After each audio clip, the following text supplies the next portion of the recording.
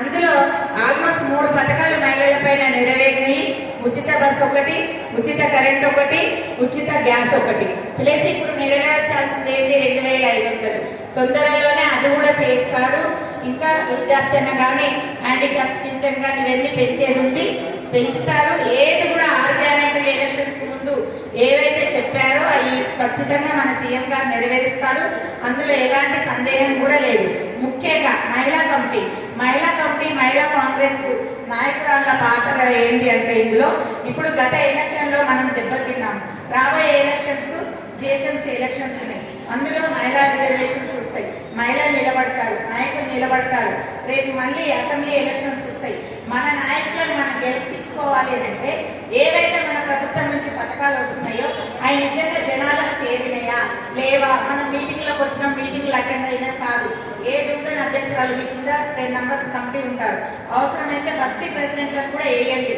వాళ్ళకి నిజంగా పథకాలు చేరుతున్నాయా లేదా, చేరలేదంటే వాళ్ళకి ఎందుకు చేరడం లేదు, వాళ్ళకి ఎందుకు రావడం లేదు, ఏ లోపం చేత వాళ్ళకి ఆ పథకం రావడం లేదు, ఆ లోపాన్ని ఏమైనా మనం సరిచేయగలుగుతామా అంటే కొంతమంది 6 గ్యారెంటీలు పెట్టేటప్పుడు ఫామ్ పెట్టేటప్పుడు ఓసారి ఫోన్ నంబర్ తప్పు రాస్తారు, లేకపోతే నేమ్లో స్పెల్లింగ్ తప్పు రాస్తారు, ఏదో ఒకటి అక్కడ రీజన్ ఉంటుంది, హౌస్ నెంబర్ తప్పు రాయడమా, దానివల్ల ఏమంటుంది ప్రాబ్లం అయ్యి అక్కడ ఎంట్రీ అవ్వదన్నమాట.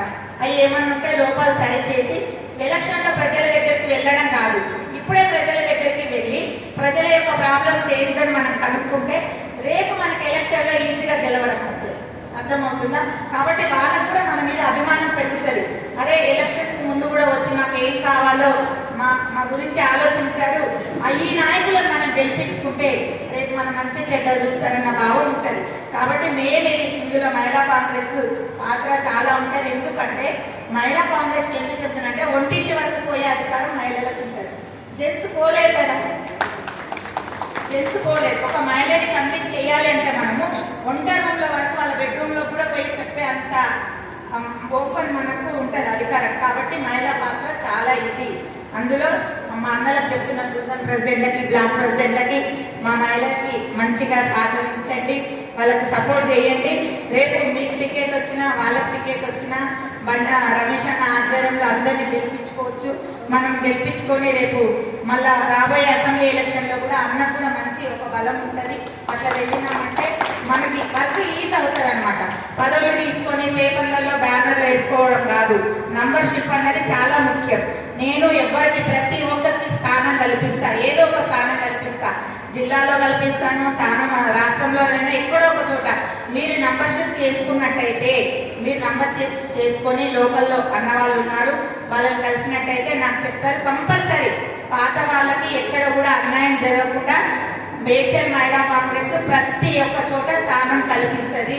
మీకు ఈ సందర్భంగా మాటిస్తున్నాను, ప్రతి కష్టపడే మహిళలకి ఎక్కడో ఒక చోట స్థానం కల్పిస్తాం. ఇప్పుడు ఈ పార్టీకి మీ సేవలు అన్నది చాలా ముఖ్యం. మిమ్మల్ని దూరం మేము ఎప్పుడూ చేసుకోము, కానీ మీ బాధ్యత కూడా ప్రతి మహిళలకి మీరు వెళ్ళి చెప్పాలి, ప్రభుత్వం గురించి చెప్పాలి, ఇక్కడ అన్న వాళ్ళు ఉంటారు వీళ్ళ గురించి చెప్పాలి. ఎవరికన్నా ఇది మన ఏదైనా ఆరోగ్యశ్రీ రాలేదా, ఏది రాలేదు, ఏదైనా ప్రాబ్లమ్స్ ఉన్నాయా అన్న దగ్గరికి తీసుకురండి. చెప్పి వాళ్ళ ప్రాబ్లమ్స్ సాల్వ్ చేస్తే మీకు గుర్తింపు వస్తుంది, అన్న గురించి వాళ్ళకు తెలుస్తుంది. ఇది నేను మన మీద పాత్ర. మనం బ్యానర్లు వేసుకోవడం, పోస్టులు వేసుకోవడం, లక్ష్మక్క చెప్పగానే మీటింగ్ రావడం, అన్న పిలవగానే మీటింగ్ పోవడం కాదు.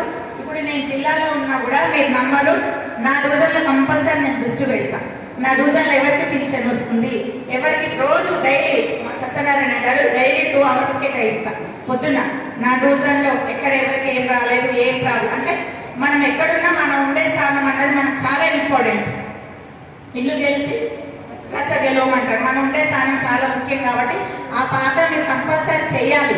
పేర్లు రాసుకోండి, ఒక బుక్ పెట్టుకోండి ఎవరికి రాలేదు అది. ఎందుకంటే అధికారులు ఇప్పటికీ కూడా టీఆర్ఎస్ ప్రభుత్వం ఉన్నట్టు ఫీల్ అవుతున్నారు. వాళ్ళు అధికారులు ఏంటంటే ఇప్పటికీ కూడా టీఆర్ఎస్ ప్రభుత్వం ఉన్నట్టు ఫీల్ అవుతున్నారు. వాళ్ళకి ఆ ఫీలింగ్ తీసేయాలంటే మనం గట్టిగా పనిచేయాలి. మనం గట్టిగా పనిచేస్తే వాళ్ళలో ఆ ఫీలింగ్ పోతుంది. అప్పుడు వాళ్ళు అట్లా చేసినప్పుడు మనం ఏం చేయాలా, పెద్దల దృష్టికి తీసుకురావాలి, చెప్పి వాళ్ళతో మాట్లాడిపిస్తే అప్పుడు వాళ్ళకు పనులు అవుతాయి. వాళ్ళకు కూడా అరే మేము కాంగ్రెస్ ప్రభుత్వంలో ఉన్నామన్న ఫీలింగ్ వాళ్ళకు వస్తుంది. మాట్లాడకపోతే అడగని అమ్మాయినా పెట్టదు. మీరు వచ్చి అన్న నా బస్తీలో ఈ ప్రాబ్లం ఉందని మీరు అన్న చెప్పకపోతే అన్నే మన అక్కడ ప్రాబ్లం ఉందని చెప్పి ఒక మాట చెప్తున్నాను నేను. నాయకులు గెలవాలంటే కార్యకర్తలు చాలా కష్టపడాలి. కార్యకర్తల పాత్ర చాలా ఉంది అందులో మహిళల పాత్ర చాలా ఉంటుంది. కష్టపడాలా. మనం ఈసారి మటుకు మన నాయకులను గెలిపించుకోవాలి.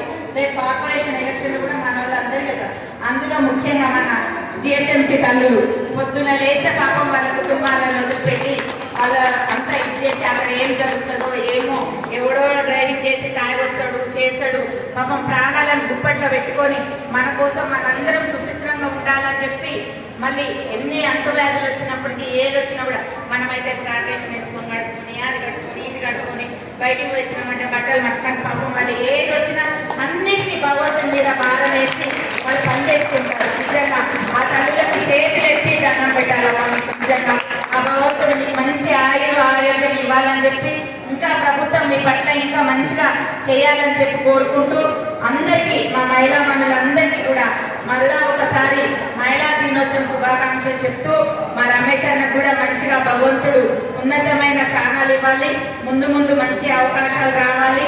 కాబట్టి అన్నగారికి కూడా మళ్ళా ఒకసారి మా మహిళా కాంగ్రెస్ తరఫున శుభాకాంక్షలు తెలియజేస్తూ, అన్నగారికి ఈ అవకాశం ఇచ్చినందుకు నాగిరెడ్డి అన్నగారికి, కుక్కడపల్లి మహిళా కాంగ్రెస్ సోదరులకి అందరికీ కూడా నా ఉదయపూర్వక ధన్యవాదాలు తెలియజేస్తున్నాను.